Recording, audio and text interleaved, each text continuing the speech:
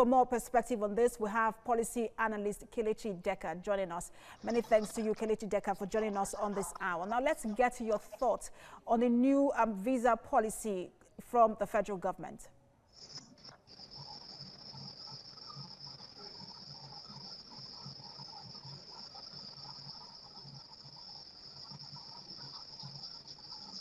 Kelechi Deca, if you can hear me, the question is, let's get to your thoughts on the new visa policy coming from the federal government.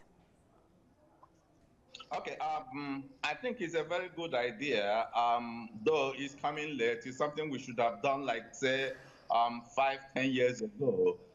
Countries like Rwanda, are ahead in that regard. But I think, it's better late than never. The new visa policy, MVP 2020, has 79 categories, and it covers a broad range of issues, from education to tourism to aviation to health to religion. Nigeria is a very huge destination for religious tourism.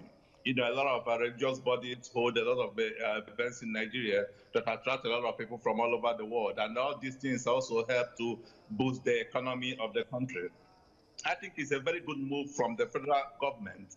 But basically, while they are working on the entire package, from the snippets we've got, the target is basically on mostly Africans wishing to come to Nigeria. Most people do not know that to get a Nigerian visa is very, very hard.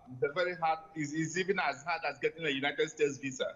So this move by the federal government is a welcome development, and it's something every Nigerian should support.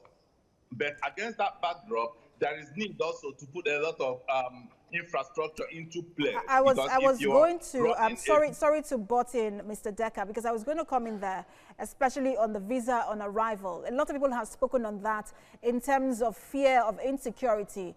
So what can be put in place to ensure that there is, the right people get the visa on arrival? But basically, the Nigerian Immigration Service is working on the migrant information and data analysis, which will ensure that wherever you're coming from, as soon as you come into Nigeria, your biometrics will reveal whatever information they already have about you, either from the country you're departing from. But then what we need to do is we need more infrastructure. For example, Nigeria has about 90 missions abroad. Out of these 90 missions abroad, they have only 18 centers where they have biometric issuing centers in the world. 18 out of 90 is still a long way to go. Like, if you notice now, if you go to the international airports, you will discover that they've started, putting on the cameras for biometric capture and biometric analysis. Every desk, every kiosk at the airport, at the arrival hall, should have that. But if you go now, you will find out that maybe where you have about 8 kiosks of immigration officers, you have about 3 with the cameras and with the biometric machine. That is not enough. You need to have enough of those so that you'll be able to capture the biometric of people coming into Nigeria. There's also the need for Nigeria to open up about security sharing. You remember some of the issues the United States government raised concerning why they banned Nigeria on that. The migrant list is about lack of access to information sharing. Nigeria should be able to open up. Select countries should be sharing security information on, especially for people who are being flagged elsewhere. So that if you're flagged, say, in Ethiopia or in South Africa, as you're coming into Nigeria, it will be able to show that you are. All right, Kelechi Deca, I'm afraid we do have to leave it there.